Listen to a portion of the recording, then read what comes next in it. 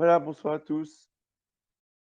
Donc nous continuons notre cours de psychologie après avoir étudié les objets de l'intelligence, objets propres, objets indirects. Nous voyons maintenant les actes de l'intelligence. Alors, tout d'abord, le premier acte de l'intelligence, c'est la simple appréhension. Qu'est-ce que c'est que la simple appréhension? C'est l'acte de comprendre quelque chose sans en rien affirmer ou nier. Simple appréhension produit un concept ou une idée. C'est l'acte par lequel l'intelligence connaît la quiddité de la chose. Le qu'est-ce que c'est de la chose? L'idée ou le concept, c'est le moyen par lequel l'intelligence connaît la quiddité. Ce n'est pas un objet de connaissance. Ce que l'intelligence connaît, ce n'est pas l'idée. Ce que l'intelligence connaît, c'est la quiddité de la chose par le moyen de l'idée.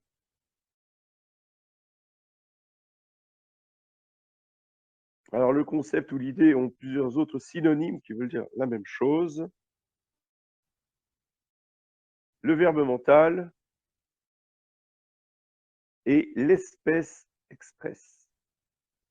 Nous définirons, nous expliquerons plus loin qu'est-ce qu'on entend par espèce expresse. C'est un terme technique, mais déjà notez que c'est la même chose que le concept ou l'idée. Le concept se divise logiquement en deux. Logiquement, concept, c'est un concept. Et logiquement, on peut distinguer deux aspects du concept. Le concept objectif, c'est l'objet pensé.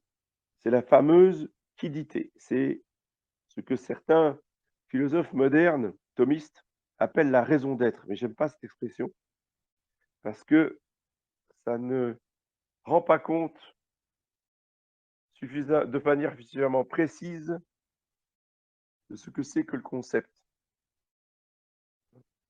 Mais ce n'est pas faux, évidemment. La raison d'être, tout simplement, c'est le qu'est-ce que c'est de la chose. Concept objectif. Dans le concept formel, c'est l'idée de l'objet,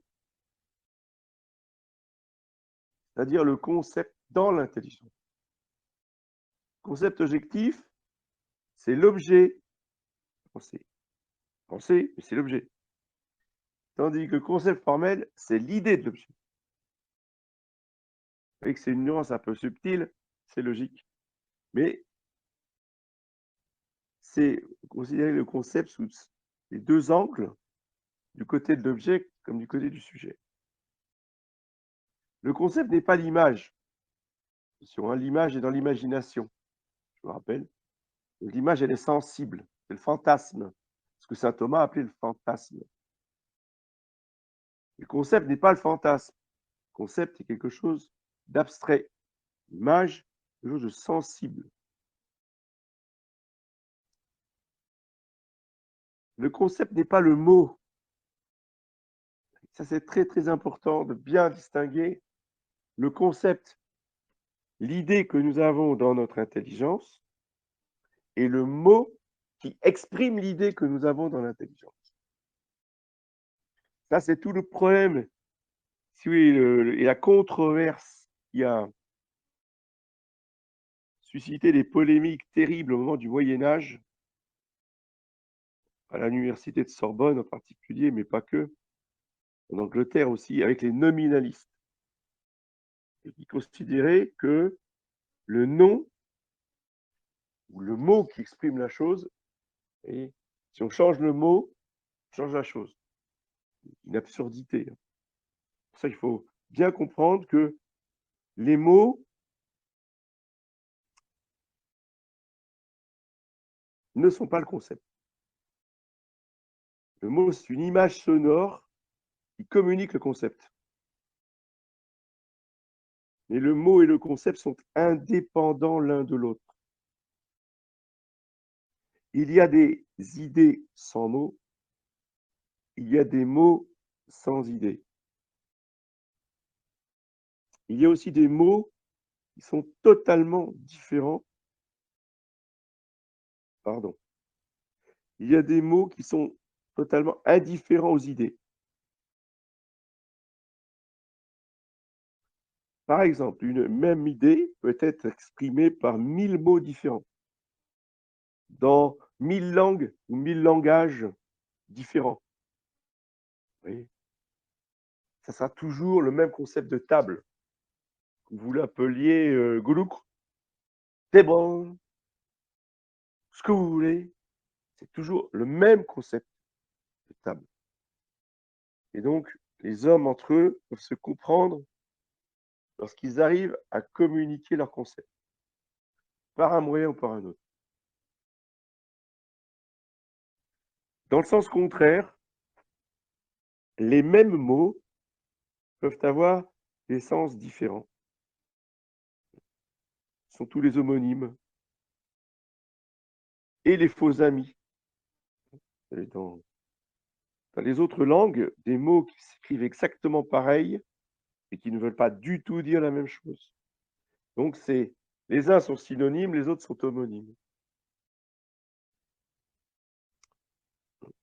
Le concept est donc abstrait et universel, c'est le premier acte de l'intelligence. Donc dans cette abstraction du concept, eh bien, il y a différents degrés. L'abstraction est plus ou moins forte, est plus ou moins puissante. L'abstraction intellectuelle comporte deux formes principales. L'abstraction du tout et l'abstraction de la forme. L'abstraction du tout consiste à dégager un genre à partir de ses inférieurs que sont les espèces et les individus. Et donc là, et c'est très très important ce que je vous dis là, et c'est capital que je vous le dise maintenant, alors que nous étudions l'intelligence dans la psychologie de l'âme humaine, parce que nous parlons ici d'un acte d'abstraction dans les choses. Et ensuite, cela nous servira pour établir des règles de la pensée, des règles des concepts en logique. Et ça vient après. La logique, c'est une réflexion, c'est un acte réflexe sur l'acte d'abstraction de l'intelligence. Donc, l'abstraction du tout. C'est une réflexion de l'intelligence sur l'abstraction du tout.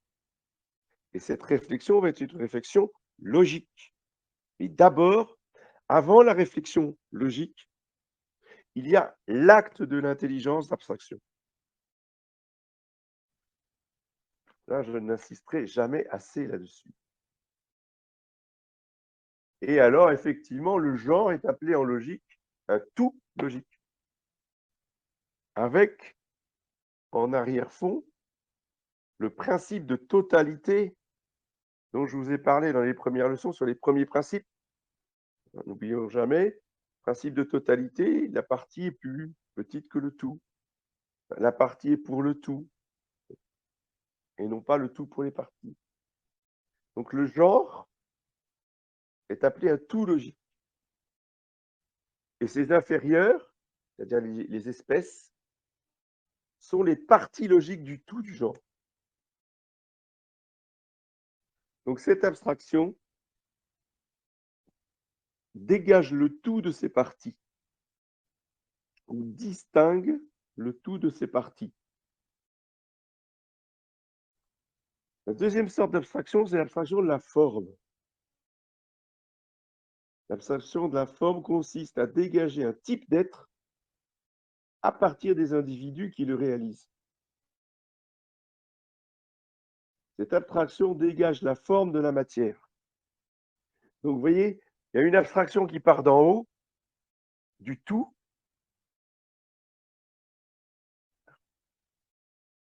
et vous avez une autre abstraction qui part de la matière, pour remonter à la forme. Alors, exemple d'abstraction de la forme à partir de la matière. Le concept d'humanité, un concept abstrait. Mais ce concept d'humanité, je peux le considérer soit sous l'abstraction du tout, soit sous l'abstraction de la forme. Sous l'abstraction du tout, bien, on va considérer que c'est le genre humain.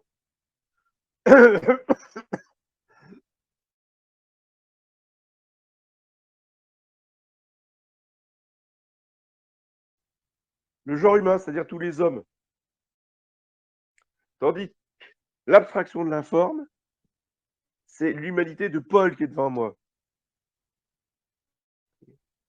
C'est le même mot humanité, mais considéré sous deux aspects différents.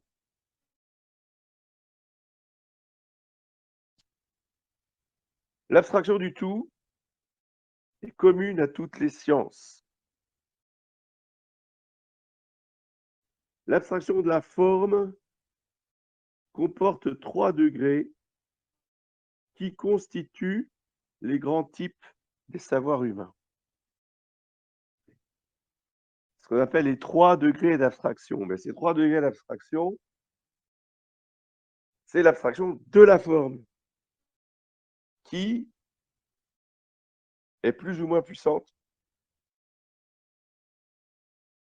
contient 3 degrés. Pas 4, pas 5, pas 6, pas 2, 3. Et le drame de la science moderne depuis Descartes, c'est d'avoir éliminé le 3e degré. On a décapité la science humaine de son 3e degré. Le 1er degré, ce sont les sciences physiques. Alors, quand on entend physique, c'est physique et biologie, hein, et sciences du réel. Le 2e degré, ce sont les mathématiques. Et enfin, le 3e degré d'abstraction, c'est la métaphysique. C'est la philosophie, c'est ce qu'elle a de plus haut, de plus abouti. Dans l'abstraction physique, l'esprit considère quoi? L'esprit considère les qualités sensibles de la chose concrète qui est devant moi. Les qualités sensibles.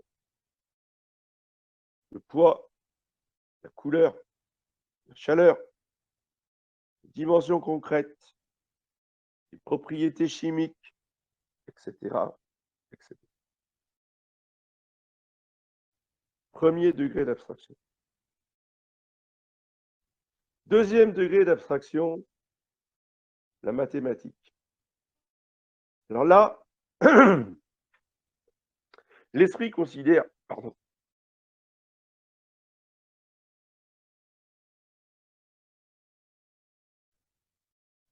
l'esprit considère la quantité, non plus la qualité, mais la quantité, à part de toutes les autres qualités sensibles. D'accord? Donc c'est la quantité abstraite. Des qualités sensibles. Donc, vous voyez, c'est un peu plus haut, c'est un peu plus fort comme abstraction. À partir des qualités sensibles, on abstrait la quantité en elle-même. Ce sont la longueur, la largeur, la surface, les volumes, les nombres. C'est ça la mathématique. Et c'est pas autre chose. Et l'esprit moderne a voulu éliminer tout ça. Alors évidemment, ils l'ont pas éliminé complètement. C'est une petite partie du programme pour développer de manière, complètement hypertrophiée l'algèbre. Et c'est très, très bien démontré et analysé par Upinski dans ses livres sur les mathématiques. Un clé pour comprendre les mathématiques, et cetera. Là, vous savez, il a écrit 2-3 livres extraordinaires pour montrer que la mathématique, c'est la géométrie. L'algèbre n'étant qu'un outil qui sert effectivement, hein, c'est pas inutile non pas du tout. C'est un outil au service de la géométrie.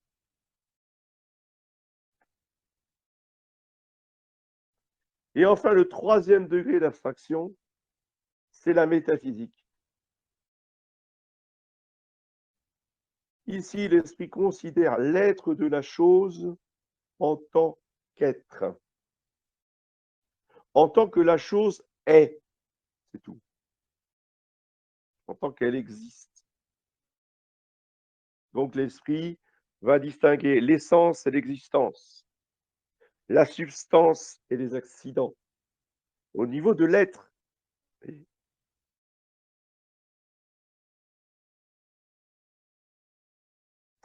Et après l'être, on ne peut plus rien abstraire. La notion d'être est la notion suprême à laquelle peut accéder l'intelligence. Au-delà, il n'y a rien. Sinon, non, il n'y a rien. Parce que l'être, évidemment, eh bien, l'étude de l'être va nous montrer qu'il y a 2 degrés d'être. Parce que si vous voulez, le, le microbe, la bactérie est, le caillou est, la plante est, l'homme, l'animal est, l'homme est, l'ange est, Dieu est. Et donc, l'étude de l'être va jusqu'à Dieu, qui est l'être suprême, l'être par lui-même subsistant, comme dit saint Thomas. Mais c'est toujours de l'être. Et au-delà de l'être, il n'y a rien. Au-delà de Dieu, il n'y a rien. Dieu, on ne peut pas aller au-delà. C'est le degré suprême de l'abstraction qui est inaccessible. Ça, c'est la réponse, vous voyez, à notre société actuelle. L'abstraction métaphysique est inaccessible à l'intelligence, je préfère parler de stupidité artificielle des ordinateurs. L'ordinateur est un calculateur, donc il est dans la mathématique, 1-0. L'intelligence humaine est dans la métaphysique. Donc l'intelligence humaine réfléchit et pense l'être. Et c'est pour ça qu'il fallait tuer la métaphysique dans l'université pour soumettre les hommes à la mathématique, aux sciences mathématiques, afin de les soumettre ensuite au monstre mathématique qu'est l'ordinateur. Et en particulier, dans l'ordinateur, les logiciels qu'on appelle l'intelligence artificielle. Donc si nous voulons retrouver notre liberté d'homme, notre souveraineté d'homme, nous devons absolument redevenir des êtres intelligents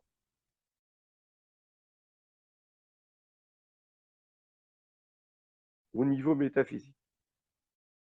Aller au-delà des mathématiques.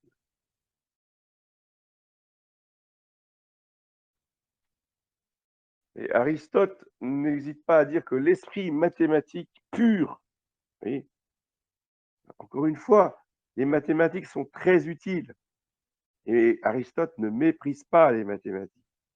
Et il dit que ceux qui font de la mathématique la science suprême, ceux-là rendent se rendent inaptes à la métaphysique.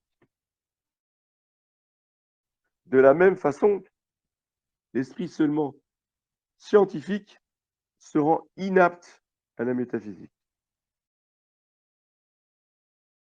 Tandis que le métaphysicien, lui, il englobe toutes les sciences. Parce que la métaphysique est la science suprême et supérieure, donc c'est elle qui éclaire les autres sciences inférieures et qui les juge. Comment pouvons-nous juger de la véracité, de la validité des sciences physiques et mathématiques? Uniquement par la métaphysique. Et si on n'est pas métaphysicien, eh bien, on ne peut plus rien comprendre et juger des sciences mathématiques et physiques. On est obligé de subir leurs lois et leurs dictats.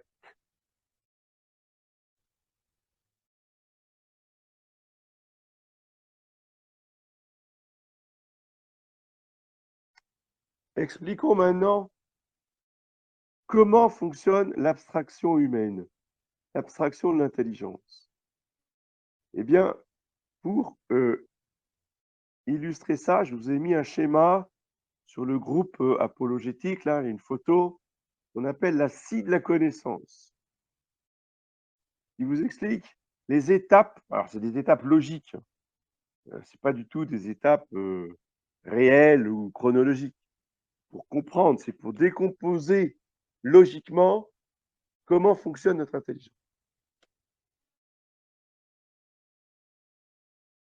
Donc, c'est une explication de l'acte par lequel l'intelligence saisit une essence abstraite à partir d'une chose concrète et sensible représentée dans une idée.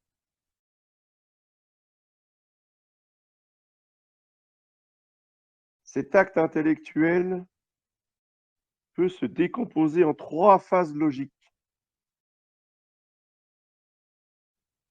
Première phase, l'intellect possible. Alors, l'intelligence ou l'intellect, c'est pareil, hein, on utilise un mot pour un autre. L'intelligence a 2 faces, a 2 parties, si vous voulez. Il y a l'intellect possible et l'intellect agent. Alors, le premier qui rentre en action, si vous voulez, le premier qui rentre dans le processus, c'est l'intellect possible. Alors, l'intellect possible, c'est une puissance passive. C'est une table vierge sur laquelle rien n'est écrit. Il n'a rien à voir avec les idées innées de Descartes, n'est-ce pas? Mais effectivement, le bébé, quand il naît, il n'a quasiment aucune connaissance. Et son intelligence est vierge. Et toutes ces premières années de vie à l'extérieur du ventre de sa maman, ça va être pour découvrir le monde qui l'entoure et justement nourrir son intelligence de tous ces objets qu'il ne connaît pas et qu'il va apprendre à connaître grâce à cette abstraction naturelle, qui lui est naturelle, qui est automatique, qui est innée, qui a besoin de réflexion pour ça. Il abstrait l'équidité des choses exactement comme il va manger du chocolat, il va manger son biberon, il va boire son biberon, hein, et il va évacuer dans sa couche. Tout ça ne demande absolument aucune réflexion. Comprenons bien que l'intelligence fonctionne naturellement comme ça dès le plus jeune âge. Donc c'est une puissance passive, c'est une table vierge sur laquelle rien n'est écrit. Pour que l'intellect possible, passif donc, passe à l'acte, hein, alors je vous rappelle tout ce qu'on a vu dans le livre des physiques, sur le passage de la puissance à l'acte, mais il ne peut passer à l'acte que par quelque chose en acte. qu'est-ce qui va faire passer l'intellect passif à l'acte? Eh bien, c'est un objet intelligible en acte. Et cet objet intelligible, c'est ce qu'on appelle l'espèce impresse intelligible. L'espèce impresse, c'est un terme technique qui va à l'opposé à l'espèce expresse, dont je vous ai parlé tout à l'heure. Donc l'espèce impresse, c'est ce qui va faire passer l'intellect possible à l'acte. D'accord? Oui, alors je me suis trompé, excusez-moi. Alors je suis désolé, j'ai inversé l'ordre. Donc c'est pas l'intellect possible qui commence les choses, c'est l'intellect agent. Donc l'intellect agent, il suffit, on va s'en contenter de regarder la scie, là, l'image. L'intellect agent va abstraire à partir du fantasme, qui est une image intelligible en puissance, dans l'imagination. Donc c'est intelligent en puissance et c'est sensible, parce que c'est dans l'imagination. Donc ce fantasme, l'intelligence, l'intellect agent va extraire, entre guillemets, donc abstraire l'espèce impresse, qui va être intelligible en acte. Donc dans le fantasme, c'est une image intelligible en puissance. Après, l'action de l'intellect agent devient une espèce impresse intelligible en acte.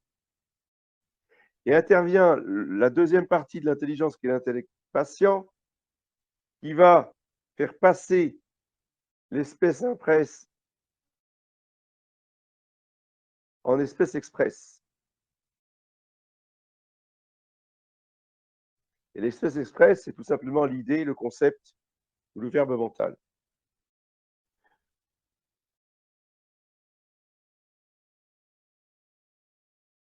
Vous voyez que c'est très technique, c'est très précis. Vous allez me dire, mais oui, bon, d'accord, mais ça sert à quoi?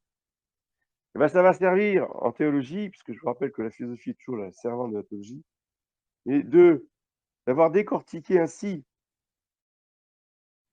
le processus d'abstraction de l'intelligence, va permettre à saint Thomas de faire intervenir ce que la théologie appelle la lumière de gloire au ciel, dans la béatitude, quand on sera au ciel. Et évidemment, il n'y a pas de fantasme de Dieu. Saint Paul dit, nous verrons Dieu directement. Donc l'intellect agent est court-circuité.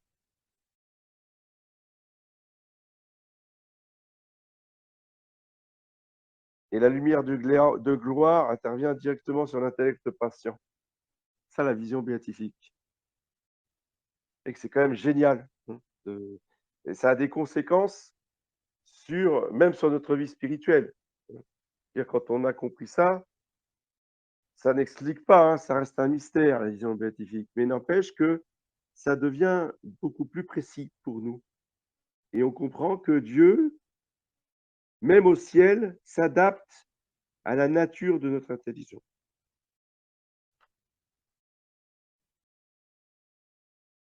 Est-ce qu'il y a des questions? Pardonnez-moi pour le cafouillage, là, dans le dernier paragraphe. Je pense qu'avec le schéma, normalement, ça devrait être parfaitement clair pour tout le monde. Est-ce qu'il y a des questions?